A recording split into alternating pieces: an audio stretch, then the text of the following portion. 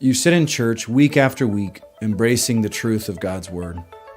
You believe the gospel and claim Jesus Christ as your Lord. Yet you continue to struggle with pornography. You feel like a hypocrite, returning to the sin you hate that mocks the God you love. You desperately wonder, is lasting freedom even possible? Yes, you can overcome pornography, but not alone. 2 Timothy 2:22 says, "Now flee from youthful lusts and pursue righteousness, faith, love, and peace with those who call on the Lord from a pure heart. Only by repeatedly running from sin to Christ with other believers can you hope to enjoy lasting freedom." You can live with purity and integrity. Take courage, seek accountability, and do whatever is necessary. Get equipped at accountable2you.com.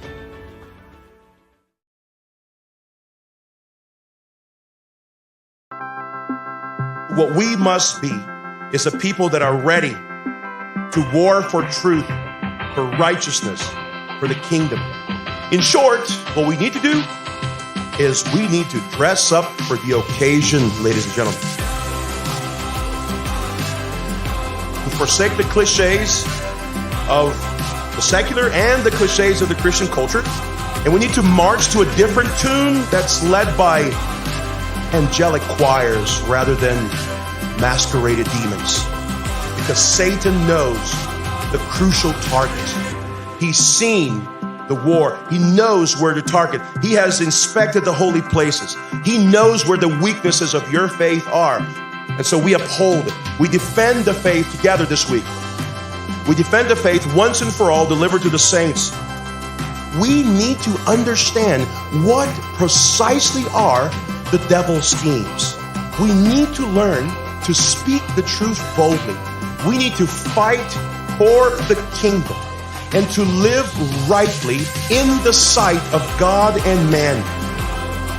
And so this evening and throughout this week, you are called to be a priestly people.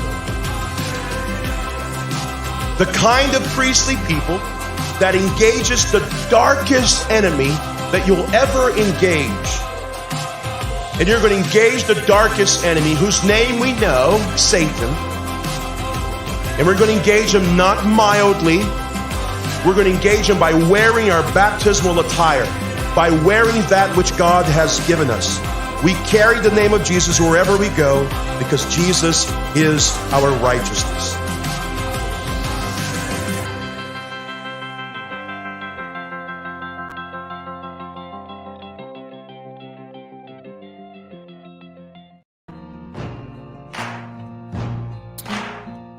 Hey y'all, welcome to Business Makers, and excited about what we have going for you today. But before we get into our interview, you can follow our Twitter account, Business Makers. It's at Business Makers for our Twitter account. And then make sure you guys sign up for our pre-conference, Business Makers pre-conference, which is the Thursday afternoon of October 31st. And then our main conference kicks off that night, that Thursday night, for the Fight Laugh Feast Prodigal America Conference. So the speakers we have for Thursday afternoon Business Makers pre-conferences, we have Isaac Bakken from, T-Rex. We have Darren Doan with his Doan Agency. And then we have also speaking is Kevin Freeman from the Economic War Room on the Blaze TV network. So excited, very excited about the pre-conference of what we have going on there. And then me, Cross-Politic, the Cross-Politic guys, we do a roundtable with the speakers after words. Very fast-paced afternoon conference, Thursday afternoon. We have hundreds of business leaders, CEOs, entrepreneurs that show up for that pre-conference event. It's an exciting time, so make sure you join us there. So for today, I have Valar Atomics, Isaiah Taylor. It probably says Valor on your Twitter. We'll change that later, but it's VALAR. Valar Atomics with Isaiah Taylor. Isaiah is the founder of an auto shop, Erber Auto, in 2017, still in our town. Good auto shop here. He founded Hood Hub, an Internet of Things startup with a focus on automotive applications in 2019. And then in 2023, he started Valar Atomics. So Isaiah, thank you so much for coming on the show, man. Thank you for having me. Yeah, it's Valor Atomics, and this is what I get for picking a Tolkien name to start my company. But yeah, you had me straightened out at the beginning, and then we went away, Yeah. and then I come back and I say the wrong thing all over again.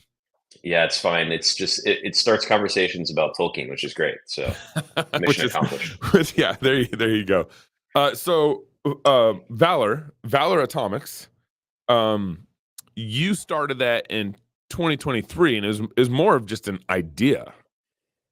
Yeah, it's an idea that I've been working on for about 5 or 6 years, and yeah, last year kind of went from it went through the final stage of the idea where I knew that I could actually commercialize it, and so yes, started the company a few months ago. I would say we really kind of started around October of last year. Started hiring our first people and getting serious. So yeah, but it's been a long journey. Yeah, so we'll get there. First, tell me what Valor Atomics is. What's the goal of the company? And then I want to talk about how you took this idea into getting fundraising capital for it. Sure. So what do we do? That's the first question. What do we do? What's the mission? What is Valor? So Valor, we are trying to make much cheaper hydrocarbons. So jet fuel, diesel, natural gas, gasoline, all of the hydrocarbons that you normally get from the oil and gas industry. Mm-hmm. We are trying to sell those, and we think we can actually make them a lot cheaper. Mm-hmm. And the way that we do that is we use mass manufactured nuclear reactors. So this is going to sound a little bit counterintuitive, but the right way to think about it is sort of reversing combustion. So in a combustion engine, like a car or an airplane, you have a hydrocarbon which came out of the ground and was refined in an oil refinery, and it gets combined with oxygen in the engine, and it produces a bunch of heat, and that heat is turned into useful work in your car. And then out the backside of your car comes water and CO2. Yep.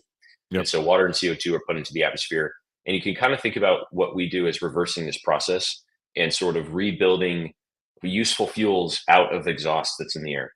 So there's CO2 and water in the air. We basically take those and we rebuild them into fuel again to be reused. And you'll pull them out of the air and rebuild them into fuel. Yeah, in the longest term, we'll pull it all straight out of the air.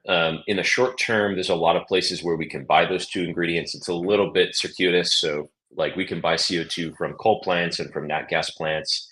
In the very long term, we will just pull it straight out of the air, but there's a lot cheaper sources to get in the early days. Okay. But that's the fundamental thing that we're doing. We're building hydrocarbons manually rather than getting them out of the crust of the earth. And the reason we're doing that is we think it's actually going to be a lot cheaper. So oil refining is awesome. I love it. It's been powering humanity for the last 200 years, but it's about as cheap as it can get now. And the reason for that is it's distributed. So there's oil, below the crust and then these wells, and you have to go find it, and then you have to drill for it, and then you have to pipe it to a refining station, and then you have to build the refinery, and you have to refine the oil. And so it goes through tons of different steps to get to like a useful fuel. And our process is a lot simpler. We have nuclear reactors, we have CO2 and water, and we basically just make the CO2 and water extremely hot through a variety of catalysts and chemical cycles and build a useful fuel. So we think it could be cheaper. So you keep using the term hydrocarbons. And when I assume it's when you're referring to oil. Yeah, correct? So hydrocarbons they're a classic chemical made up of hydrogen and carbon. And it's this really, really awesome class of chemicals that really powers the modern world. I mean, almost everything around you is in the commercial world. It's either made of hydrocarbons or powered by hydrocarbons. Right.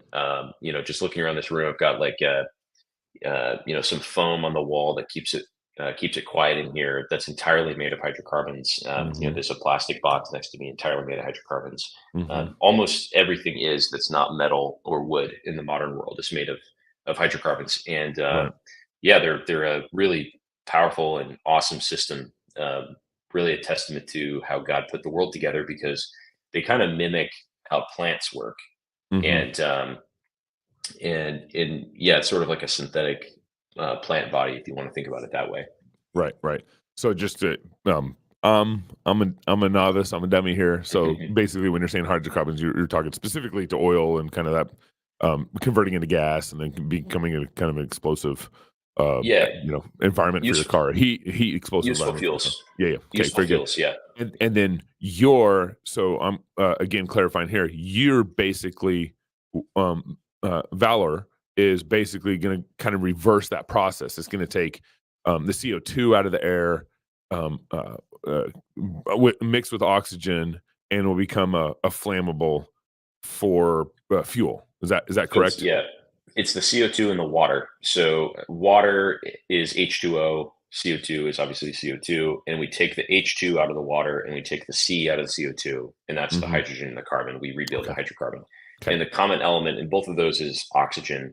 And we basically put the oxygen back in the atmosphere. We take the hydrogen, the carbon, and then we distribute that as a useful fuel. Yeah. So in what form will that fuel be? Liquid, gas? It will, yeah. So, like, we want to basically slot into the existing oil and gas industry 1-to-1. So, if Valor succeeds, you will probably not notice a difference other than that the gas is a lot cheaper. So, you will still pump gas at the gas pump. You'll still fill up your diesel truck. You'll go to the airport and they'll put jet fuel in it. But that material should be much, much cheaper. From our, I see. they're not really refineries because we're not refining oil, but they serve the same function, which is they create a spectrum of hydrocarbons, which we sell into the market. Okay. And so where's the process at? Like, have you produced any fuel yet? Like, where are you guys at in this process? So we have produced a small canister. I should have brought it into the room, of hydrocarbons. And making hydrocarbons is kind of the easier part. There's a lot of people who know how to make synthetic fuels from CO2 and water. Well, actually, CO2 and hydrogen is how people know how to do it really well today. The thing that is really unique about what we're doing is making the hydrogen from water using nuclear energy. And the reason that's really important is that all synthetic fuel plays today are many times more expensive than oil and gas. And the reason that people are doing them has nothing to do with making energy cheaper. It's because they want to make energy carbon neutral or something like that. They have a separate reason for trying to move away from oil and gas. I kind of came to it from a completely different direction, which is I was trying to figure out how to make energy cheaper. Yeah. And I started on the nuclear side, and I realized, like, nuclear is the way that we make energy cheaper, but nuclear has this distribution problem where it's very hard to distribute the energy that you make from a nuclear reactor because you have to distribute it through the energy grid, the electricity grid. Right. And the electricity grid is surprisingly difficult to move energy around. Right. And so instead, we basically load that nuclear energy into chemical fuels and distribute that instead. I see we have a couple comments, by the way. I think there's a few people hassling me in the comments here. That'll be fun. Yes. Someone thinks the government paid for your wooden door behind you. Yeah, that's funny. Yeah, no, we're entirely privately funded. It's entirely possible that we will take DOE funding, something like that. But no, we're entirely privately funded today. Yeah. So what is it going to take to be able to get to kind of the mass production of your fuel? Yeah, that's a great question. So we're going to have to obviously make a lot of nuclear reactors. That's the really hard part. Making nuclear reactors is not just a technological problem; it's a societal problem. It's a political problem. You have to clear a lot. You have to clear a lot out of the way in order to get that to happen. And so the way that we're going to tackle that is we're going to start very small. So we start with a very small reactor. We make it here in-house. We were actually just, before we hopped on, the reason I was late, I have got my Apple Vision Pro, and we were looking at the full reactor render of the first reactor we're making in our space here, which was so cool to see in full scale, walking around it and actually looking at exactly where it's going to be. The reason we did that is we realized that the roof might be a little bit too low in here. We might have to poke a hole in the roof in order to fit the first prototype in here. But so we start small. We make a reactor. We make another one. We make another one. And basically what we're going to do is kind of make them at increasing power levels until we get to something that's commercializable. And then we go make 100 of them, in a factory setting. And And then we kind of make what will look like an oil refinery, where we have a lot of these bolted down on a site. But the difference between this and a normal oil refinery is that instead of buying crude oil, we'll buy CO2 and water, which Uh-huh. are a lot cheaper than crude. And so that's kind of where the Right. margin comes from. Right. Nuclear.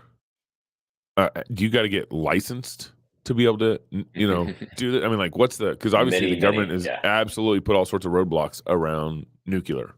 Yeah. Yeah. I mean, it's kind of the whole game. Like nuclear is not really an engineering problem at this point. It's a Political problem. political and Yeah. it's a Right. political and licensing Right. problem. Yep. And so our strategy for that is basically to, we kind of believe that like regulators really want to see data. They want to see things working. And there's a bit of a chicken and egg problem here where it's like, well, they want to see it working, but in order to get it working, you have to go through licensing. And so like, how do you start that process? And our answer to that question is, again, to start very, very small. Yeah. So we're starting with an extremely low power, small reactor that has a really low risk profile. And then we gain capability over time. So we start with an extremely small reactor and then we make it a little bit bigger and a little bit bigger. And we bring the regulators along with us. And, it's a lot slower than nuclear should be, I believe. Right. But the right way to fix that is not really to, complain about it. It's to start building and fix the problem. So that's what we're doing. Right. Is California a nuclear friendly state? No, it's not. What California is the place where the best engineers in the world are. If you are starting, and I'll say engineers both in software and hardware, this is still kind of the place where there's just at this point 6-7 decades of heritage of building extremely hard things. And the California state government has worked very hard to push entrepreneurs out, push businesses out, push smart people out. But at the end of the day, it actually turns out that like a community of people who are building hard things kind of matters more than whatever the government is doing. Yeah. It could be at some point that like it gets so bad you just can't do business here. But for now, like this is still by far really the only place that you can work on the hardest technical problems in the world, in my opinion. Why do you need software developers right now? We don't need an enormous amount of software. I was just saying in general, like if you're working on hard tech, either in software, like, if you're doing AI, San Francisco is really the only place that has like the world-class talent. If you're doing hardware, I think LA is really the spot that has world-class talent. And, but no, California is not a nuclear friendly state. We won't turn the first reactor on here in California. We're R&D here. Yeah, no, we're not going to turn the first one on here. Yeah, R&D will be here and we'll flick the first one on somewhere else. Wow. So it seems like the runway here to get to market, just guessing here. I mean, I don't know the complications, but you're talking like 5 to 8 years, just even get to a place where you can maybe even start building your production facilities. Yeah, my current timeline, I would say about 8 years to the kind of like success mark that I have for the business is when the majority of our research and development budget comes from cash flow from our fuel rather than from external funding. Right. And I think that's kind of when businesses hit an inflection point is when their R&D budget is not primarily funded by selling equity in their company. It's funded by their own cash flow.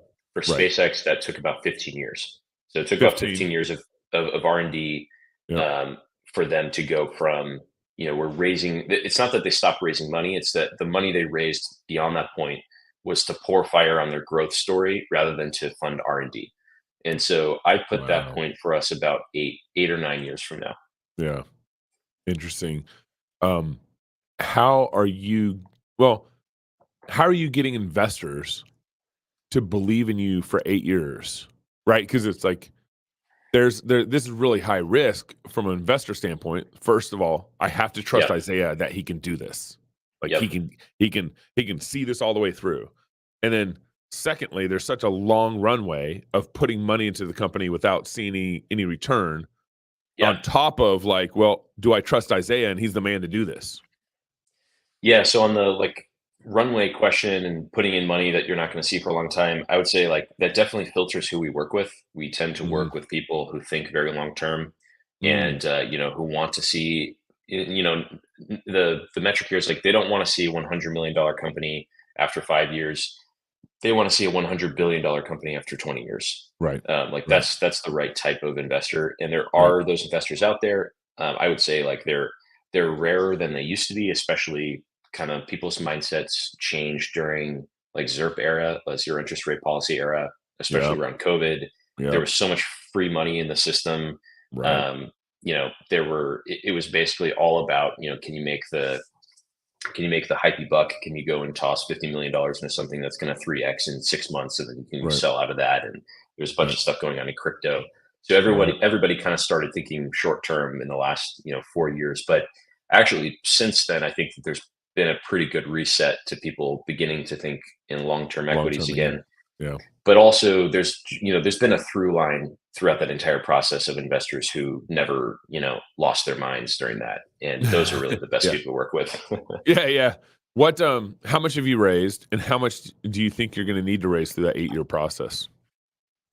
Yeah, so we've raised a few million to date, and we'll probably, to get to that point that I spoke of, where our like financing of the company no longer goes into R&D. It'll be probably $500 million is my current guess. Yeah. Wow. Are you? Where are you finding these post-mill investors? That's a good question. My investors so far are not explicitly post-mill, but there is a certain flavor to that that's unavoidable, which is Certainly. like you have to be able to see the future, Uh-huh. and you have to be able to believe that the future is capable of being better than the past in order to be an investor, and especially to be a long-term investor. You tend to just be an optimist. I think if you're a long-termist, you're also an optimist, and so we look for that in people. One of the things that I ask investors that I work with is like, how many humans, can Earth support? Like, how many people do we cap out at on Earth? Right. And if they say a number that's less than the number of humans alive today, I automatically know, this is not going to work. And what I Mhm. want to hear is like, oh, I don't know, 100 billion, like some massive number. Yeah. Yeah. That like it just, are you thinking about the world, getting worse and worse, or you think about it getting better? Right. And if you're a long-term investor, you should definitely think about the latter. Yeah. What do you? What has the oil and gas industry discovered you? Found out about you? I can imagine that they're going to put all sorts of roadblocks in your way if this begins to get any traction. I don't think so. Yes, like I've certainly talked to a lot of the existing players, and I think that they actually want something like this to hit, because, oil and gas has kind of gotten a bad rap in the last like 50 or 60 years for shutting down Yeah. alternative concepts. There's certainly been some funny business. Okay. But the fact is, like, oil and gas, as awesome as it's been, is a little bit tapped out. Like it kind of peaked in terms of, that the cost that it could deliver a product to the market, Mhm. Mhm. and the scale it could do that at. We could certainly drill more. There's lots of things we could do to make oil cheaper today. Like we could allow drilling, we could allow the Keystone Pipeline, Keystone XL, all these Yep. things, Yep. and those would definitely affect the price, but they wouldn't make energy like 10 times cheaper, Yeah. right? And that's actually important, because energy has been getting progressively cheaper for the last 300 or 400 years. Right. From the discovery, we were using like whale oil for like a really long time in human history. And Right. if you think about it, we were actually all using solar power, because plants are growing, absorbing energy from the sun. We eat the plants, Yeah. calories give us energy. So like we were on like solar and whale oil. And then we Uh-huh. figured out coal, and Yeah. coal was this huge power up. And then we figured out oil, and oil was this huge power up. And each of those power ups were like huge step changes in the abundance and cost of energy. Mhm. And I think we're kind of at that limit with oil and gas, where it could get a little bit cheaper if we eased up on regulations, but it's not going to get 2 times, 3 times, 4 times cheaper. Mhm. And so I think like the existing oil and gas industry is like ready for that innovation to happen. Mhm. What talk your pitch to me. I know you don't want to give away all your secret sauce or whatever, but kind of talk like, what is your pitch for these long-term thinking unicorn investors? Yeah. So, I mean, unicorn, like long-term unicorn investors, like they want to see a really, really big problem in a really big market. They want to see something that, if Hmm. you are right, really matters, and if you win, really matters, right? Hmm. So, a lot of times people, I think, if they have a hard time raising money, a lot of times it's just because like the problem they're trying to solve is not that big, Hmm. and there are lots of investors who will fund like a smaller problem, but it's a different type of person. And like you should probably start with friends and family and like angel networks. But if you're going, like, people tend to see like big flashy VC brand names, Yep. and they're like, oh, I'm going to go take my dog walking app to them. It's like, that's not really what they're in the market for. Right. So yeah, just a really big thing off the bat is like going for an extremely, extremely hard problem. Um, has built-in advantages to being able to Hmm. raise money. Um, and Yeah, I mean, frankly, like the pitch is really exciting. I think there's a lot of investors that want to see energy become cheaper for mankind. There's Right. a there's a really, really hard to understand um, importance to the cost of energy. It kind of underlies every other economic activity. Everything that we do has like a little energy price line embedded in it. And for Hmm. some activities, that's a really big price line. So like if you're flying or traveling at all, energy cost is like this huge proportion of your cost. But it kind Right. of underlies everything. And so if you can make it cheaper, like you've made the entire world more productive overnight. Right. And that's really Uh-huh. exciting. Right. No, and that's it's kind of like you look at everyone's car, everyone's house, everyone's plane, everything that Yep. requires my riding lawnmower, everything that Yep. requires fuel, Yeah. and you bring the cost down. So um you're projecting that you could bring costs down. I think you said something earlier, something like 10 times. So yeah, nuclear fission has the ability to massively, massively decrease the cost of energy. Okay. Um, and I think that like anyone who's working in nuclear fission and wants to scale that out knows that like when nuclear fission is scaled, Mhm. it's not just 10 times cheaper than existing energy. Like it could be 100 times cheaper. Mhm. The thing that's like actually important is a commercially viable solution to get there over time. Yeah. Because it's one thing, like I think that people who work in nuclear fusion, which is different than fission, kind of talk a lot about how good fusion is, but there's no Mhm. real commercial plan to go from like the theoretical science to like, okay, now this is actually how it gets into the market.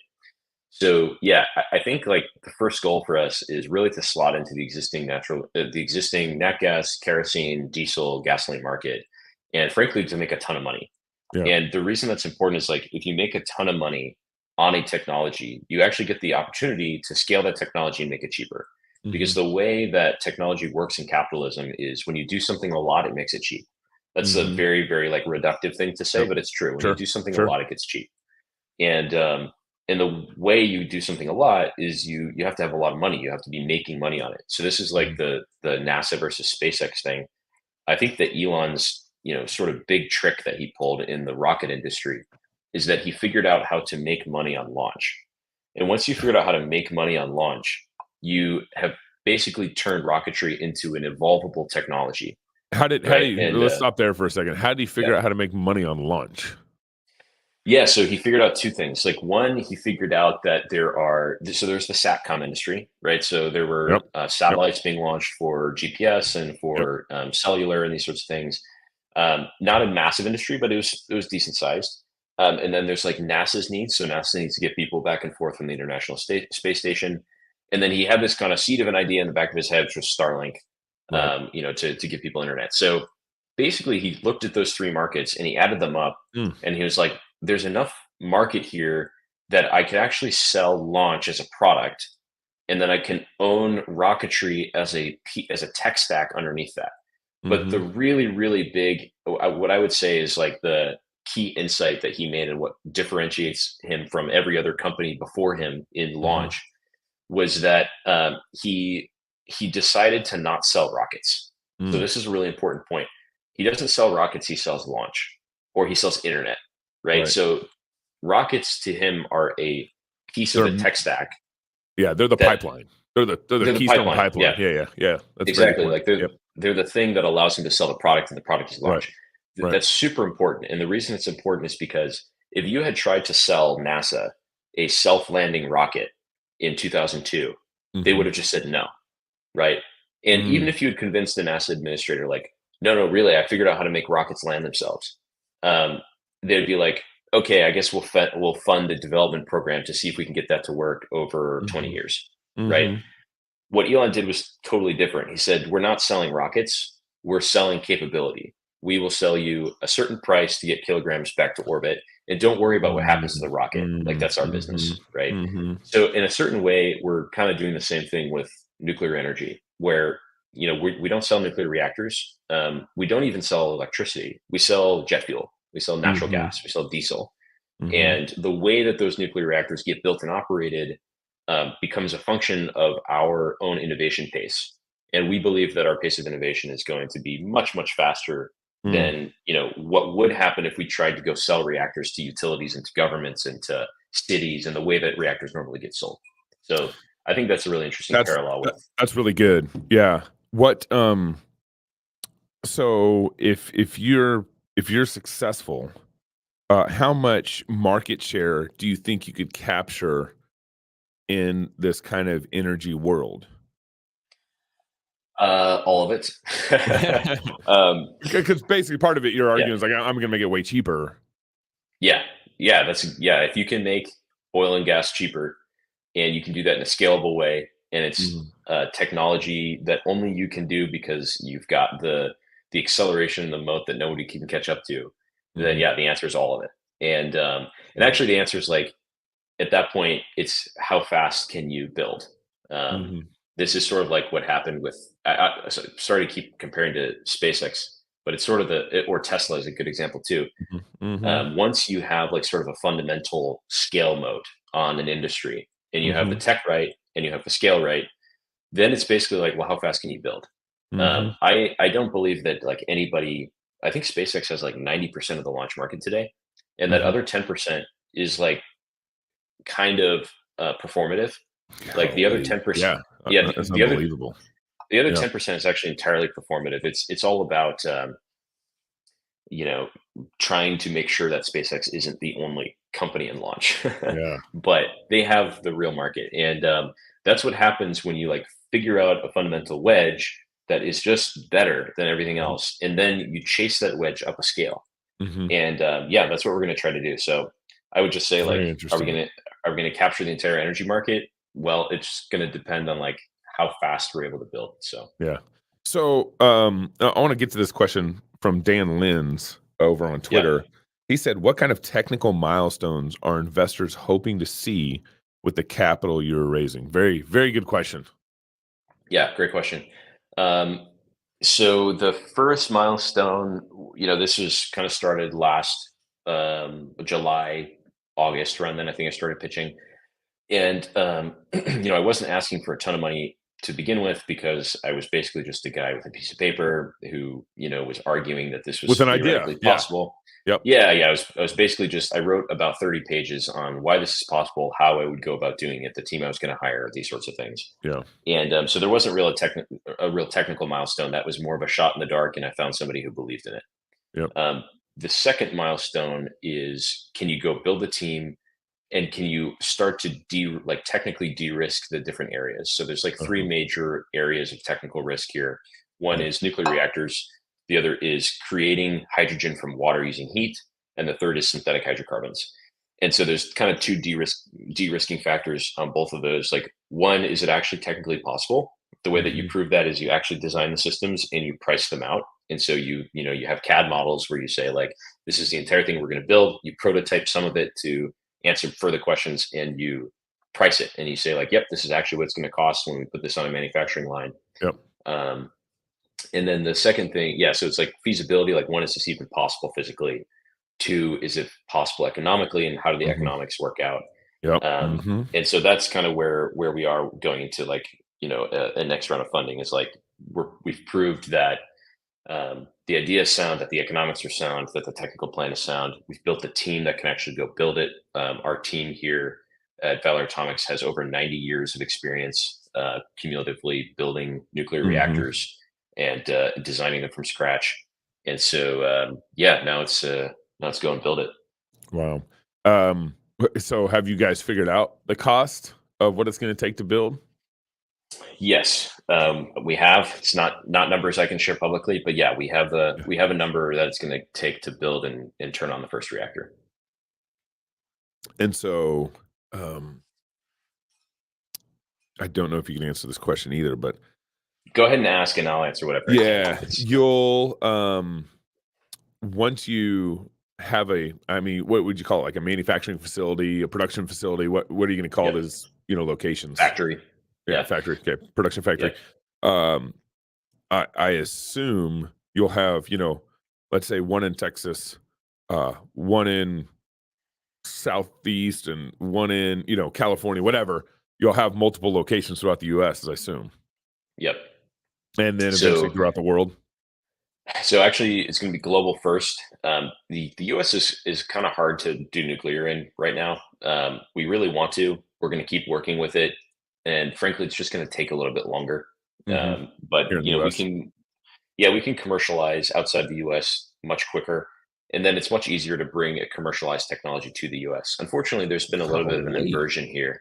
Yeah, Yeah. there's it's very disappointing that this inversion has taken place, but Mhm. it's much easier to commercialize industrial technology in other Mhm. places and then re-domesticate it than the other way around today. Right. Um, that's not true about software. It's like the exact opposite for Yeah. software. So Yeah. if you want to do like deep R&D on software and deploy it somewhere, you do it in the US. You do it in Right. San Francisco. Yep. You do that, the kernel of a thing, and then you go, and once it's already commercialized in the US, then you go copy Mhm. paste other countries. Right. Unfortunately, in the world of deep tech and industrial engineering, it's kind of the opposite. The regulatory environment in the US has made it so that it's kind of incentivized to go anywhere else first and then Mhm. to bring it back. Yeah. So that's one of the things I really hope that changes, but that's how it is today. Yeah, certainly. What countries are you thinking about? What countries are friendly to this nuclear process? So there's a lot of countries that are really friendly on nuclear, and like, to be perfectly fair, like the U.S. is also wanting to be friendly. We just haven't really figured out the bureaucracy yet. Like, we have not figured out how to Wow. step back some of Yeah. the really really overbearing regulations that we placed on nuclear post Chernobyl and with the Yeah. environmental movement. Yeah. And so, like, that's a long process. But Mhm. there are lots of places where that process was not enacted in the same way, and I can't say specific countries right now, but yeah, well, But you need to I'm tell me very offline, hopeful. man. I will tell you offline.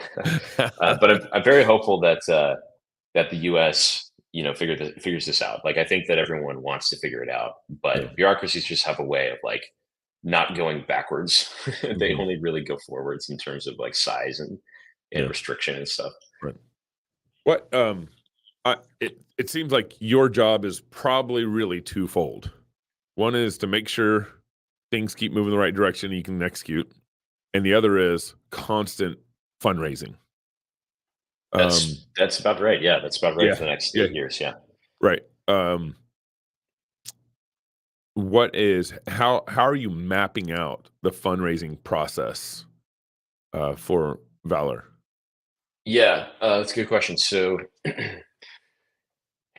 what you really want to show the capital markets is that there is a significant momentum, and each time you get money, you do something extraordinary with it, and you take a huge step toward the eventual goal. Yep. Um, Hmm. and you just want to be on a pathway and a track record that's very easy to see and almost even to visualize. Like, you want to Hmm. give the you want to Yep. give that upward lift, that, like, yep, this plane's taking off and we need gas in the engines, but the plane's taking off. And the way that you do that is you have to kind of gate out your capabilities and gate out what you want to get done at which time. So I Yeah. would love to go and build a factory today, um, and just like go get $500 million and just go build a factory and start turning on reactors. Right. But in reality, that's not how capital works, but it's also not how technology works either. So there's actually a bit of an alignment here where you actually need to start small with technology. This is a mistake that a lot of other nuclear companies make. They want to Hmm. just go build a factory, Hmm. and they don't want to do R&D. And one of Yeah. the reasons they don't want to do R&D is because in nuclear, R&D is very expensive and difficult. It's really hard to turn on one nuclear reactor. Right. But and so it's so hard to turn on one. They're like, well, we might as well go turn on 100, with a factory all at the same time, because Mhm. it's like not that much harder to do that than to turn on one. Right. But the problem is you don't actually really know what that factory should look like until you've operated reactors. Like you Right. have to actually get operating experience with a small reactor, and then Right. with a bigger one, and then with a Right. bigger one. And that's just how technology develops. You start small, you make, Mhm. increasingly larger and more complex things, and then you know how to actually go build a factory. So have you guys hired like a nuclear engineer? Like what's the makeup of your staff right now? Yeah, so we have 6 nuclear engineers, who, yeah, like I said, they've got 90 years combined experience building and operating nuclear reactors. They've built some of the most awesome reactors and reactor concepts, all kind of from the modular space. Yep. And Yeah, it's fun. We're Mhm. in seat designing today, and we're making a thermal prototype this year. So basically, we're making the entire reactor. It's going to be here in the lab, and we're going to use electrical resistance to sort of Mhm. mimic, um, nuclear fuel. And then we're Mhm. going to go take that thermal prototype and mature it basically into a real nuclear reactor that will get fueled. Yeah. I'd love I to answer got some of these questions, by the way. Yeah, I I think was I we've was got, I was bringing up Connor up on the screen, if you can see it, Connor yeah. McCabe. He said, "Are you converting the water to hydrogen to get to the Sabatier reaction or mixing straight water and CO2?" He's just curious about the thermodynamics behind all this. Man, you guys are starting to get way above my head already. Yeah, great question. So we're not using Sabatier. Sabatier is how you get methane. And we will probably do that at some point, but we want to start with long chain hydrocarbons because they're more expensive and we can make more money. They're also liquids, which means they're easier to transport. Mhm, So the way you get long chain hydrocarbons is with Fischer-Tropsch, is mhm, that reaction. It's very similar to Sabatier. It's just a different set of catalysts and a different set of temperatures and pressures. And that will create a spectrum of hydrocarbons, including like long chain liquid mhm. hydrocarbons. But to answer the first question, it's not straight water and CO2. We first get hydrogen from water, and then we take the hydrogen CO2 Mhm. into Fischer-Tropsch.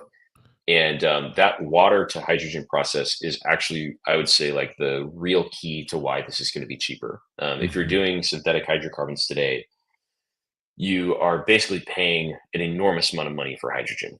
And Mhm. that's why it's cheaper. It's way more expensive than oil and gas, because it's not Mhm. because the CO2 cost. It's because of the hydrogen cost.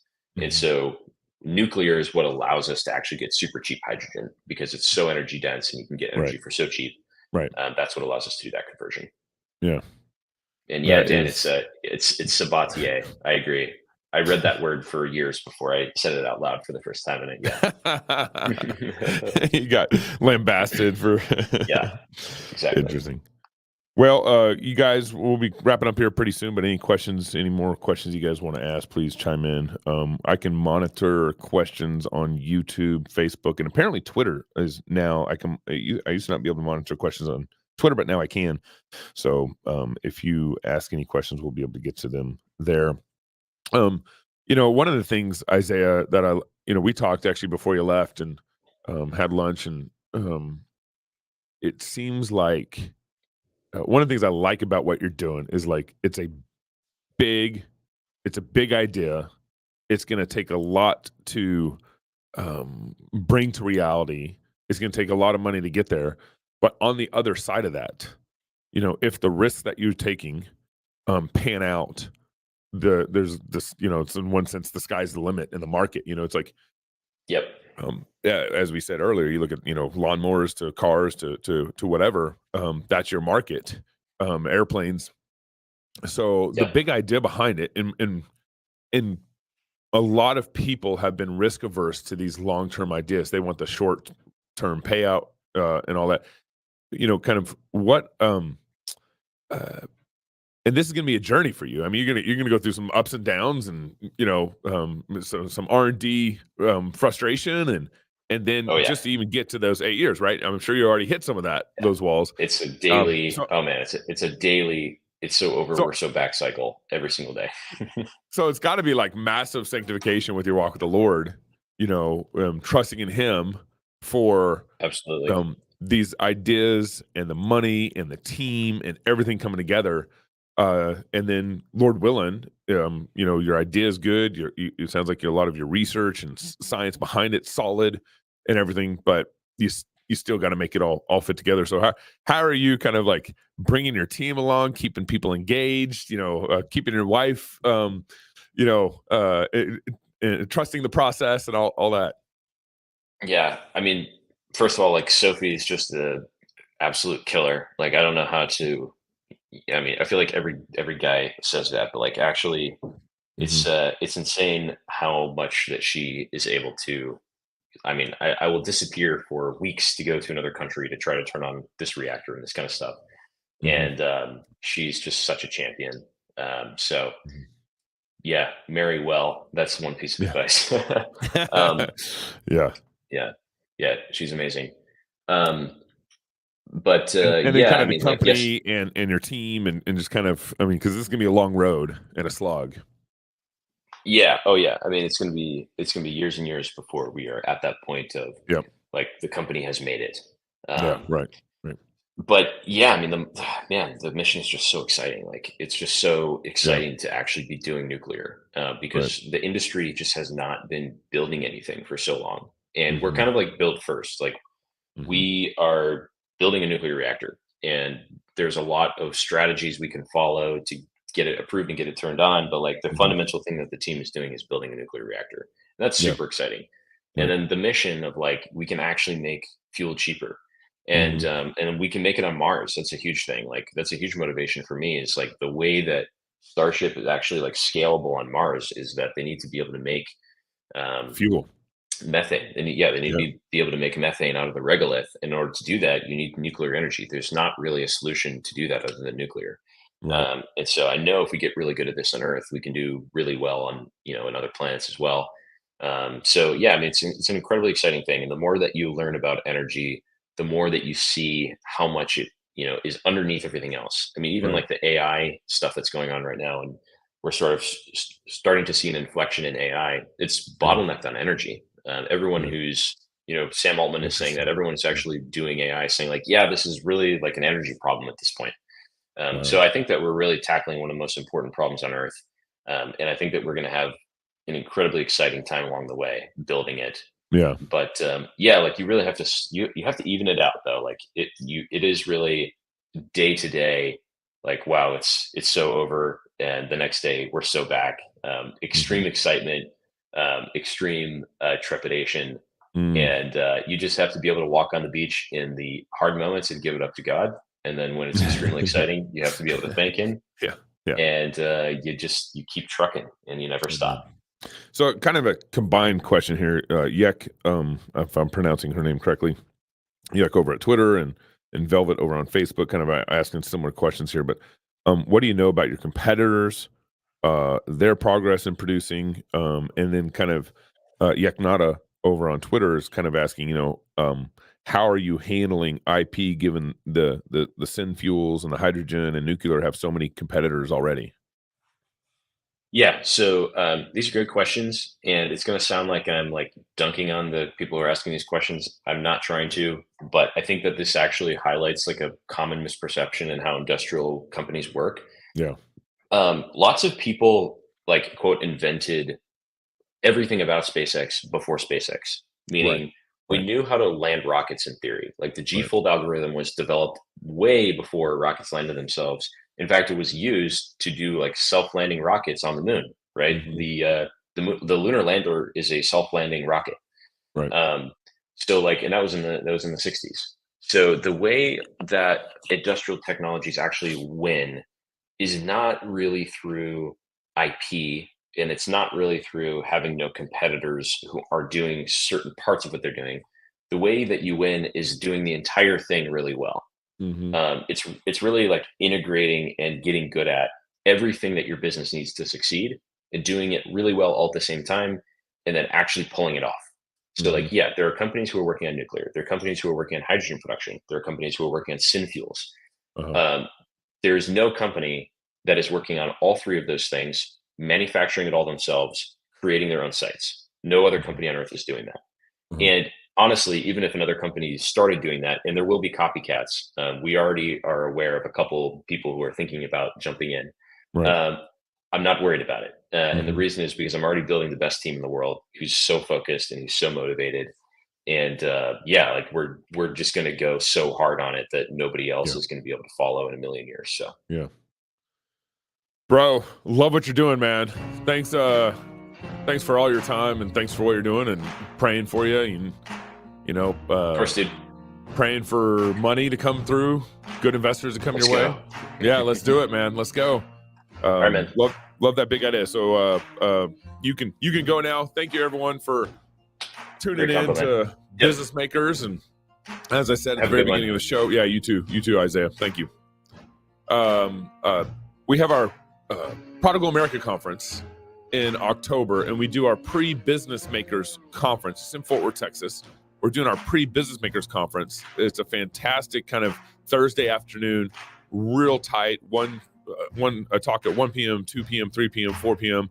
We have the owner of T-Rex Arms coming out to speak. We have a Doan Creative Agency coming out to speak, the CEO of Doan Creative Agency, and then we have Kevin Freeman from the Economic War Room, Blaze TV network, coming to speak to us at the pre-business conference. So love to see you guys there. Go to fightlaughfeast.com to sign up for that. Make sure you follow us on Twitter.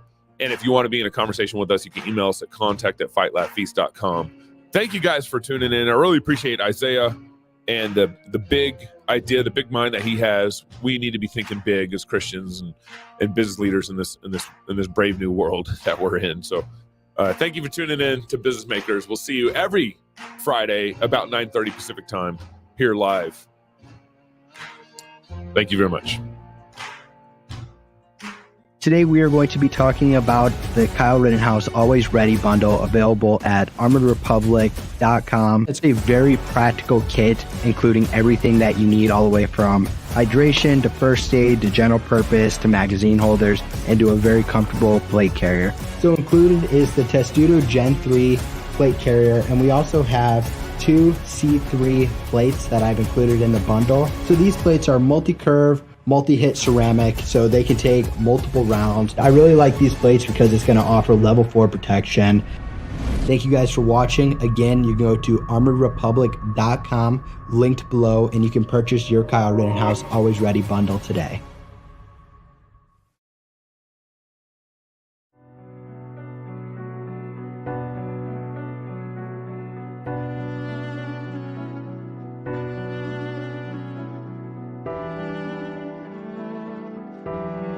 The Bible appears more to whisper when it comes to sexual sin. Are we going to keep bickering over secondary issues? You asking me out on a date?